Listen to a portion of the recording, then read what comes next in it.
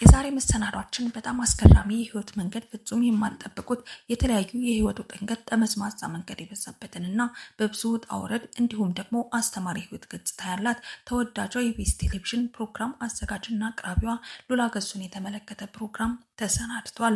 ሉላ ገዙ አባቴ ተይ ግድ የለሽም በዚህ እድሜሽ አታግቢ ዋጋ ትከፊበታለሽ እያለ እየመከረኝ እየገሰጸኝ፣ እኔ ግን ምክሩን አልቀበልም አሻፈረኝ ብዬ የገባሁበት ትዳሬ ያመጣብኝ ከባድ ፈተና እጅግ ከባድ ነበር። እነዚያን ከባድ ፈተናዎች ግን የተወጣሁባቸው ሌላ የህይወት ምዕራፍ ገጽ አለኝ ስትል በአንድ ወቅት በሸገር ሬዲዮ በኩል የተናገረችው የህይወት ታሪኳ እጅግ የሚደንቅና ብዙ ልታተርፉበት የሚችል ታሪክ ሆኖ ስላገኘ ነው። በተለይ ከልጅነቷ ጀምሮ እስካሁን ድረስ የመጣችበት የህይወት መስመር እጅግ አስተማሪ በመሆኑ እንዲህ አዘጋጅተነዋል። ታደምጡታላችሁ። አባቷም ስለ ሉላ ድንቅ የሆነ ምስክርነት ሰጥተዋል። የሰጡትንም ምስክርነት እንዲህ እናደርሳችኋለን።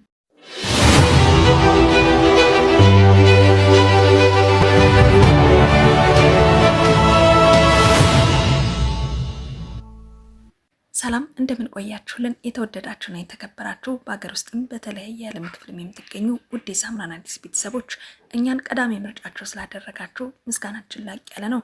እንደሚታወቀው ቻናላችን አዳዲስ ወቅታዊ ትምህርት አዘል የሆኑ ታሪኮችን እንዲሁም ማህበራዊ የሆኑ ጉዳዮችን እየዳሰስን ወደ እናንተ ውድ ቤተሰቦች ተደራሽ የሚያደርግ መሰናዷችን ነው። ቪዲዮን ላይክ፣ ሼር፣ ሰብስክራይብ በማድረግ የዘወትር ቤተሰብ በመሆን የምንጊዜም ድጋፋችሁ አይለየን።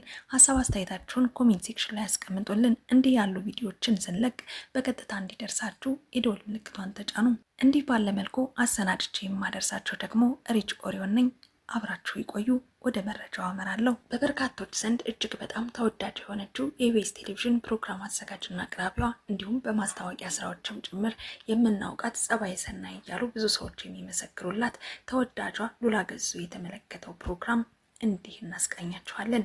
ይህ የህይወት መንገዷ እጅግ በጣም አስገራሚ ነው። ከልጅነት እስከ እውቀት ያሳለፈችበት መንገድ በአንድ በኩል አስደሳች፣ በአንድ በኩል ደግሞ እጅግ በጣም አሳዛኝ፣ ከምንም በላይ ደግሞ አባቷ ተይ ግድ የለሽም አሁን ጊዜው አይደለም በዚህ ጊዜ እንዴት ታገቢያለሽ ብለው ጥያቄ የጠየቁበት፣ እንደ አባት ደግሞ የተቆጡበት እጅግ በጣም አስገራሚ የህይወት መንገድ፣ እሷ ግን ወጣትነት ላይ በመሆኗም ተስፋ ያደረገችበት የህይወት መንገድ በመሆኑ ገብታበት ብዙ ፈተናዎችን ያመጣባትና በኋላም ደግሞ ያንን ፈተና ሁሉ እንዴት ብላ ተቋቁማ ከዚያ ነገር እንደወጣች የሚያሳየውን ታሪክ እንዲህ እናስቃኛችኋለን። እስከ ፍጻሜው ድረስ አብራችሁን ቆዩ። አቶ ገዙ ወልደ ገብርኤልና ወይዘሮ ቅድስት ተስፋ ከተባሉ ድንቅ የሆነ ህይወት መንገድ ካላቸው ሰዎች እንደተገኘች የሚታወቅ ታሪክ ነው። እነዚህ ድንቅ ባለትዳሮች በተከታታይ 2 ወንድ ልጆችን ነበር የወለዱት። በመጀመሪያዎቹ ጊዜያት በተለያዩ የሀገሪቱ ክፍሎች እየተዘዋወሩ የስራ ጠባያቸው እንዲህ አይነት ስለነበረም ይኖሩ ነበር። እናም ከኖሩባቸው ከተማዎች መካከል ደግሞ ሻሸመኔ አንደኛዋና ዋነኛዋ ነበረች። በዚያ ሰዓት 2 ልጆችን ከወለዱ በኋላ 3ኛዋ ልጃቸው ሴት ሆና ብቅ ብላለች። ያችም ሉላ ገዙ ናት። ስለዚህ ሉላ የቤቱ የመጀመሪያ ሴት ልጅ ናት። እንዳጠቃላይ እንደ ልጆች ግን 3ኛ ልጅ ሆና ለቤተሰቦቿ የተሰጠች ልጅ ነበረች።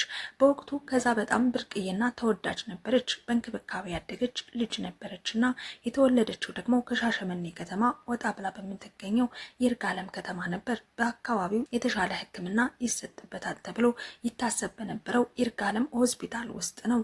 ይርጋለምን ልወለድባት እንጂ ሂጄባት አላውቅም እያለች ትናገራለች። ሉላ ያደገችው ሻሸመኔ ነበር። ከዛ ሻሸመኔ ትምህርቷን ተምራለች። ሐዋሳም እንዲሁም እየተመላለሰችም ቢሆን ለመማር ሞክራ ነበር። ቤተሰቦቿ እንደውም በአንድ ወቅትም ወደ ሐዋሳም ጭምር ሄደው ነበረም። ነገር ግን ወዲህ ወዲያ እያሉ ስለነበረም በቋሚነት አልነበረም ሐዋሳ የቀጠለችው። በኋላ ግን ወደ አዲስ አበባ ከተማ ጠቅልለው ይመጣሉ። እንደውም በአዲስ አበባ ከተማ ላይ ከተማረችባቸው ትምህርት ቤቶች መካከል 4 ኪሎ የሚገኘው የቅድስት ሥላሴ ካቴድራል ትምህርት ቤት ይገኝበታል።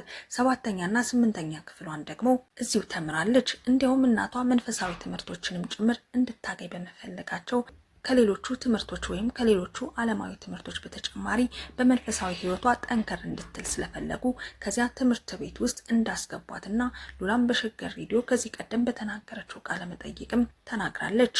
ከዚያም ጉዞዋ ቀጠለ። ወደ ሃይስኩል ደግሞ 8ኛ ክፍል ትምህርቷን አጠናቀቀች።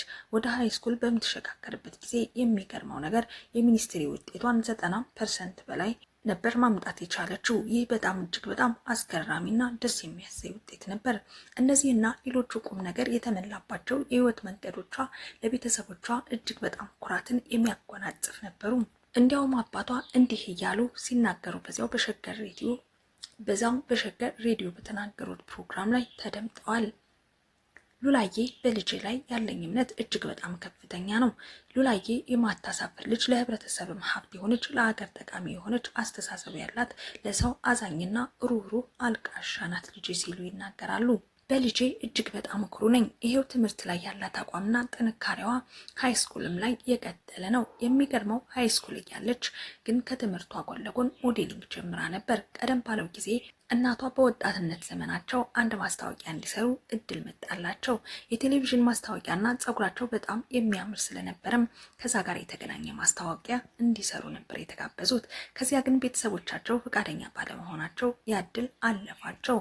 እናም ያ ፍላጎት ያ ቀደም ሲል ያገኙት እድል አለመጠቀማቸው በእንደዚህ አይነት መንገድ ስለባከነባቸው በጣም ይቆጫቸው ስለነበረም ልጃቸው ሉላ ገዙ ግን ከትምህርት ጎን ለጎን በምትፈልገው መስመር ውስጥ እንድታድግበት እንድትበለጽግበት ይፈልጉ ይደግፏትም ነበር።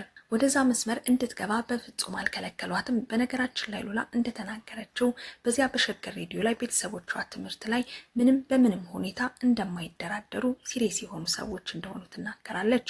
በዛ ምክንያትም ይመስለኛል አማራጭም እንደሌለኝ ስለማውቅ ትምህርቴ ላይ ብርቱ ነበርኩ ትላለች። እንደውም ትምህርቴ ላይ አይደለም መውደቅ ዝቅ ያለ ውጤት ካስመዘገብኩ ከፍተኛ ችግር እንደሚመጣብኝ ነበር የማስበው ትላለች።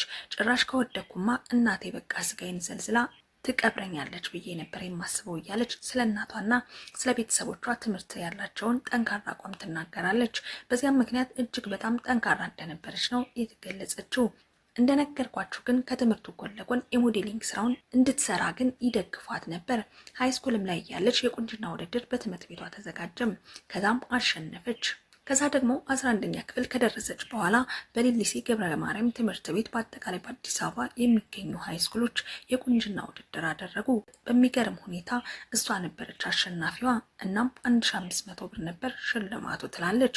በዛ ሰዓት 1500 ብር እጅግ በጣም አሪፍ ገንዘብ ነበር። እሱን ሽልማት ተቀብላ ከዛ በፊት ግን ቃል የገባችላቸው ጓደኞቿ ነበሩ። ካሸነፍኩ እጋብዛቸዋለሁ ብላ ለጓደኞቿ ቃል ገብታ ነበረም። ከዛ ልክ ማሸነፏ ሲረጋገጥ በቃ ግብዣው አልቀረላትም ማለት ነው። በርገር ነበር በሰዓቱ የጋበዘቻቸውና በጠቅላላም ወደ 10 የሚደርሱ ጓደኞቿ ስለነበሯት ከተሸለመችው ሽልማት ወደ 800 ገደማ በአንድ ቀን አለቀ ማለት ነው። እናም እሱን ጊዜ አረሳውም እያለች በተደጋጋሚ ታስታውሳለች። ወደኋላ መለስ ብላ እነዚህ ነገሮች ካለፉ ከተጠናቀቁ በኋላ በሞዴሊንጉ ያላት ትኩረት እያደገ እየተመነደገ ከዛ ደግሞ ትምህርቷንም ላይ ያላት አቋም እየጠነከረ መጥቶ 12ኛ ክፍል አጠናቃ ጥሩ ውጤት አምጥታ አዲስ አበባ፣ መቀሌ፣ ሌሎችም ጥሩ የምትላቸውን ዩኒቨርሲቲዎች ለመሙላት ሞክራ ነበርም። ከነዚህም መካከል ግን መቀሌ ዩኒቨርሲቲ ነበር የደረሳት። በሳይኮሎጂ የትምህርት ክፍል ተቀላቀለች። መቀሌ ከገባች በኋላ በዩኒቨርሲቲው የ1 ዓመት ትምህርቷን ተምራ ክረምት ላይ ወደ አዲስ አበባ ተመልሳ ከቤተሰቦቿ ጋር እረፍት እያደረገች ባለችበት የሚስ ኢትዮጵያ ውድድር ተጀመረም፣ ወይም ደግሞ ምዝገባው መካሄድ ጀመረም። ያኔ ትልቁን ህልሜን ግቤን ማሳካት የምችልበት እድል ይሄ ነው ብላ ጠንክራ መስራት ጀመረች። ስለ ውድድሩ ማጥናት ጀመረች። ማቅረብ ያለባትን ነገሮች መዘጋጀት ጀመረች። በቃ በእንደዚህ አይነት መንገድ ነበር የእረፍት ጊዜዋን ስታሳልፍ የነበረው። በዛው በክረምት ወቅት ታዲያ ይሄው ውድድር ተከናወነም። በሚገርም ሁኔታ ሚስ ኢትዮጵያ ተብላ ተመረጠች። ማለትም በኢትዮጵያ ካሉ ቆነጃጅቶች መካከል አንደኛዋ ተብላ ተመረጠች። እንደምታውቁት ያው የቁንጅና ውድድር ሲባል ፊት ለፊት ላይ የሚታየው መልክ ብቻ አይደለም፣ ውስጣዊ ውበትም እውቀትም አእምሯዊ ችሎታም ጭምር የሚመዘንበት በመሆኑ እነዚያን ነገሮች አሟልታ የተገኘች ሴት በመሆኗ ነው እንግዲህ ሚስ ኢትዮጵያ ተብላ ያሸነፈችው ማለት ነው። ከዛማ ሽልማቱ ምን እንደሆነ ታውቃላችሁ? የዳይመንድ ሽልማት ነበር ወዳጆቼ፣ ዳይመንድ ነበር። እና እሱን ሽልማት አገኘች። ሽልማቱን ማግኘት ብቻ ሳይሆን በዓለም ደረጃ ኢትዮጵያን ወክላ በሚስ ወርልድ የቁንጅና ውድድር ላይም ወይም ደግሞ በዓለም የቁንጅና ውድድር ላይ መሳተፍ ስለነበረባት ከኢትዮጵያ አልፋ ተሻገረች። ትምህርቷን ዊዝድሮ ሞላች። ምክንያቱም ሊመቻችላት አልቻለም። ዓለም አቀፍ ደረጃ በምትሄድበት ጊዜ ወደ ተለያዩ ሀገራት በውድድሩ ምክንያት በምትሄድበት ጊዜ ትምህርቷን ለጊዜው መቀጠል ስላልቻለች ዊዝድሮ ነበር የሞላችው። ከዛ ወዲህ ከዛም በኋላ ከለንደን ወደ አቡዳቢ ዱባይ አቀናች። ከዱባይ እንደገና ተመልሳ በደቡብ አፍሪካ የመጨረሻው የፋይናል ውድድሩ ተካሄደም። በዛ ሰዓት ምክንያቱም የዓለም ዋንጫ በደቡብ አፍሪካ በጆሃንስበርግ እየተከናወነ ስለነበር እሷም በዛ ታሪካዊ በሆነ ውድድር ላይ ተሳታፊ ነበረች። በጣም ለየት ያሉ ልምዶች ኤክስፒሪየንሶችን ያገኘሁበት ጊዜ ነበር እያለች የምታስታውሰውን ኢትዮጵያን በዓለም መድረክ ላይ ስሟን አስጠርታ ባንዲራችን እንግዲህ ከፍ እንዲልና እንዲታይ አድርጋ ውድድሩ ማሸነፍ ባትችልም እንኳን ጥሩ ውጤት አስመዝግባ ወደ ሀገሯ ተመለሰች። ያ ነገር ግን ለሉላ ቀላል እድል አይደለም። በጣም ብዙ እድሎችን፣ በሮችን፣ የህይወት መንገዶቿን ሙሉ በሙሉ ነበር እያስተካከለ የነበረው። በዚያ ሰዓት መኪና ገዝታለች። ወዳጆቼ እንዲህ አይነት ስኬቶችን ማስመዝገብ ችላ ነበር። ከዚያ ግን አንድ የህይወት መንገድ ከዚህ ጎን ለጎን ተጀምሮ ነበርም። ገና የመጀመሪያ ዓመት የዩኒቨርሲቲ ተማሪ በነበረችበት ጊዜ ወደ ትዳር ዓለም ለመግባት ወስና ነበር። ሉላ ያንን የሰሙት ወላጆቿ በጣም በእንክብካቤ እንዳይን ብሌናቸው የሚያዩት ቤተሰቦቿ ገና እኮ ነሽ፣ በዚህ ጊዜ እንዴት ይሆናል? እንዴት ታገቢያለሽ? በዚህ እድሜሽ እንዴት ይሆናል? ትምህርትሽንም መማር አለብሽ፣ አንቺም ማስተዋል መብሰል ይጠበቅብሻልና እንዴት ይሆናል ብለው ጥያቄ መጠየቅ ብቻ አይደለም አቶ ገዙ ተቆጡ እንዳባትነታቸው። ምክንያቱም ወላጆቻቸው እንደምታውቁት ወደ መጥፎ ነገር እንዳትገባባቸው፣ የሚያስፈራ ነገር ውስጥ እንዳትገባባቸው አይፈልጉም። ያው ትዳር መጥፎና የሚያስፈራ ነገር ሆኖ ሳይሆን በሰዓቱ ግን እሷ ገና ልጅ ነበረች፣ አልደረሰችም፣ ለዚያ ነገር ዝግጁም አይደለችም ብለው ስላሰቡ ነበር። በዚህም ምክንያት ነው የአባትነት ኃላፊነት ተሰምቷቸው ለመቆጣት የሞከሩት። ያው ግን ሉላ ደግሞ የህይወት መንገዱ ትክክል መስሎ ስለታያት ወጣትነት ላይም ስለነበረች፣ እንደሚታወቀው የወጣትነት እድሜያችን ቤተሰባችን የሚለንን ላንሰማ እንችላለን፣ ጓደኞቻችን የሚሉንን ላንሰማ እንችላለን። በቃ እኛ ብቻ ነን ትክክል መስሎ ሊታየን ይችላል። እኛ ልክ ነን ብለን ያሰብነውን የህይወት መንገድ ልንመርጥ እንችላለን። እናም ያ ነገር ነበር ሉላ ላይ የተፈጠረው። በእርግጥ እሷ ከመልካም ነገር አስባውና እንዲሁም ደግሞ መልካም እንደሚሆንላት ነገሮችን ቀደም ብላ ያየችበት የራሷ መመዘኛዎች ስለነበሯት ይመስለኛል ወደ ትዳሩ ግን ለመግባት ቆርጣ በመነሳቷ ውሳኔውንም ቤተሰቦቿ ሲያዩት ጠንከር ያለ በመሆኑ ሲረዱ በቃ እንግዲህ ምን ይደረጋል ብለው ፈቀዱ ማለት ነው። ከዛማ ሽምግልና ተልኮ በጣም በክብር ቤተሰቦች ተጠይቀው ትልቅ ድግስ ተደግሶ ከ1000 በላይ ሰዎች ተጠርተው የድግስ ፕሮግራሙ ተከናውኖ ሰርጉ ተከናውኖ ወደ ጋብቻው ዓለም ገባች። ግን ከዚያን ጎን ለጎን ትምህርቷን እየተማረች ነበር። እንዴት ጀመረች? እንዴት ሆነ? እንዳልኳችሁ በውድድሩ ምክንያት በመቀሌ ዩኒቨርሲቲ የነበራትን ትምህርት አቋርጣ ስለነበር አዲስ አበባ ዩኒቨርሲቲ በጋዜጠኝነት ትምህርት ትቀጥላለች። ደግሞም እሱ ብቻ አይደለም፣ በዩኒቲ ዩኒቨርሲቲ በሶሺዮሎጂ ትምህርት ክፍል ገብታም እንዲሁ ትምህርቷን መከታተል ጀምራለች። እናም 2 ትምህርቶችን ነበር በአንድ ጊዜ እያስኬደች የምትገኘው። በዚህ መሀል ግን ልጆች ተወልዳለች። አዲስ የህይወት መንገድ ውስጥ ነው የምትገኘው። እሱ ብቻ ነገር አይደለም፣ እጅግ በጣም ፈታኝ እንደነበር ነው የምታስታውሰው። ታዲያም የትዳር ህይወቷም አልተሳካም ነበረም። ፍቺ ከተከናወነ በኋላም ከባለቤቷ ጋር ስምምነት አልተፈጠረም። እንግዲህ ምክንያቱ በዝርዝር አልገለጸችውም። በሬዲዮ ፕሮግራሙ ላይ ስትናገርም አልተሰማችም። በሌሎች ፕሮግራሞችም ላይ እውነት ለመናገር ስለዚህ በግልጽ ስትናገር አልተሰማችም። ነገር ግን ስምምነት እንዳልተፈጠረና ትዳሩ እንደፈረሰ ነው የምትገልጸው። ከዛ ግን እነዚህ ሁሉ ኃላፊነቶች አብረው መጡ። ቤተሰብ ቀደም ብሎ ይቅር ግድ የለሽም እያለ የነበረው ትዳር መንገድ ከዛ በኋላ ግን ልጆች ተወልደውበት ከዛ ደግሞ 2 ትምህርቶች ተጀምረውበት በዚያ መካከል ፍቺ ተፈጥሮባት እሷ ላይ ሊፈጠር የሚችለውን ጫናና እነዚህ ሁሉ ጫናዎች አንድ ጊዜ መጡባት። በእንደዚህ አይነት በጣም ፈታኝ በሆነ መንገድ ህይወቷን ቀጠለች።